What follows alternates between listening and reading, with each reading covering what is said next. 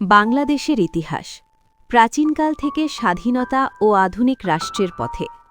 বাংলাদেশের ইতিহাস হাজার বছরের পুরনো, বহুমাত্রিক এবং সংগ্রামমুখর। এই ভূখণ্ড শুধু নদী, সবুজ আর উর্বর মাটির দেশ নয়, এটি ভাষা, সংস্কৃতি, আন্দোলন ও আত্মত্যাগের দেশ। পৃথিবীর মানচিত্রে বাংলাদেশ একটি তরুণ রাষ্ট্র হলেও এর ইতিহাস প্রাচীন সভ্যতার ধারক। সময়ের পরতে পরতে এই ভূখণ্ড দেখেছে রাজ্য উত্থান-পতন, বিদেশি শাসন, সাংস্কৃতিক মেলবন্ধন, শোষণ, বিদ্রোহ এবং শেষ পর্যন্ত একটি স্বাধীন জাতির জন্ম। প্রাচীন বাংলা সভ্যতার সূচনা। বাংলার ইতিহাসের সূচনা পাওয়া যায় খ্রিস্টপূর্ব কয়েক হাজার বছর আগে। প্রত্নতাত্ত্বিক নিদর্শন অনুযায়ী এ অঞ্চলে প্রাচীনকাল থেকেই মানব বসতি ছিল। গঙ্গা, ব্রহ্মপুত্র ও মেঘনা নদীর অববাহিকায় গড়ে ওঠে কৃষি-নির্ভর সভ্যতা। উর্বর ভূমি, পর্যাপ্ত পানি এবং অনুকূল জলবায়ু মানুষের বসবাসের জন্য এই অঞ্চলকে আকর্ষণীয় করে তোলে। প্রাচীন বাংলার উল্লেখ পাওয়া যায় মহাভারত, পুরাণ ও বৌদ্ধ সাহিত্যে। তখন এই অঞ্চল বিভিন্ন নামে পরিচিত ছিল: বঙ্গ, পুন্ড্র, সমতট, হরিকেল, গৌড়, রাঢ় ইত্যাদি। মগধ সাম্রাজ্যের প্রভাবও একসময় বাংলায় বিস্তৃত ছিল। মৌর্য ও গুপ্ত যুগ। খ্রিস্টপূর্ব ৪র্থ শতকে মৌর্য সাম্রাজ্যের অধীনে বাংলা আসে। সম্রাট অশোকের শাসনামলে বৌদ্ধ ধর্মের প্রসার ঘটে এবং প্রশাসনিক কাঠামো গড়ে ওঠে। মৌর্যদের পতনের পর গুপ্ত সাম্রাজ্য বাংলায় আধিপত্য বিস্তার করে।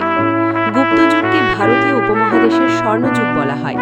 এই সময় সাহিত্য, বিজ্ঞান, গণিত ও শিল্পকলায় ব্যাপক অগ্রগতি হয়। বাংলায় সংস্কৃত ভাষার প্রসার ঘটে এবং শিক্ষা প্রতিষ্ঠান গড়ে ওঠে। পাল ও সেন যুগ। বৌদ্ধ ও হিন্দু সংস্কৃতির বিকাশ। অষ্টম শতকে পাল রাজবংশের উত্থান ঘটে। পাল শাসকরা ছিলেন বৌদ্ধ ধর্মাবলম্বী এবং তারা বাংলা ও বিহার শাসন করেন প্রায় ৪০০ বছর। এই সময় নালন্দা, বিক্রমশিলা, সোমপুর মহাবিহারের মতো বিশ্বখ্যাত শিক্ষা প্রতিষ্ঠান গড়ে ওঠে। পাল যুগে বাংলার খ্যাতি আন্তর্জাতিক পর্যায়ে পৌঁছে যায়। এরপর সেন রাজবংশ ক্ষমতায় আসে। সেনরা ছিলেন হিন্দু ধর্মাবলম্বী এবং তারা ব্রাহ্মণ্য সংস্কৃতির প্রসার ঘটান। বাংলা ভাষার প্রাথমিক বিকাশের পেছনেও সেন যুগের ভূমিকা রয়েছে। তবে এই সময় সমাজে জাতিভেদ আরও কঠোর হয়। মুসলিম শাসনের সূচনা। ১৩ শতকে বাংলায় মুসলিম শাসনের সূচনা হয়। ১২০৪ সালে ইখতিয়ার উদ্দিন মুহাম্মদ বখতিয়ার খলজি বাংলা জয় করেন। এর মাধ্যমে বাংলায় মুসলিম শাসনের ভিত্তি স্থাপিত হয়। পরবর্তী কয়েক শতাব্দী বাংলায় স্বাধীন সুলতানি শাসন ও দিল্লি সালতানাতের প্রভাব দেখা যায়। সুলতানরা প্রশাসন, কৃষি ও বাণিজ্যে নতুন গতি আনেন। ইসলাম ধর্মের পাশাপাশি সুফিবাদ বাংলার মানুষের মধ্যে প্রভাব বিস্তার করে।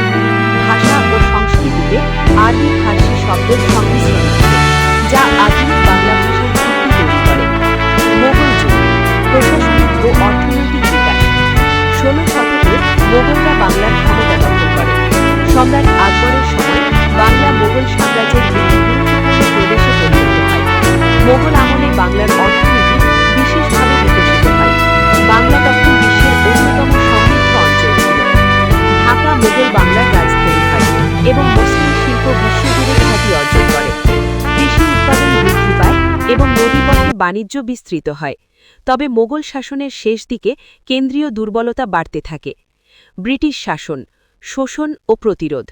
১৭৫৭ সালের পলাশীর যুদ্ধ বাংলার ইতিহাসে একটি মোড় ঘোরানো ঘটনা।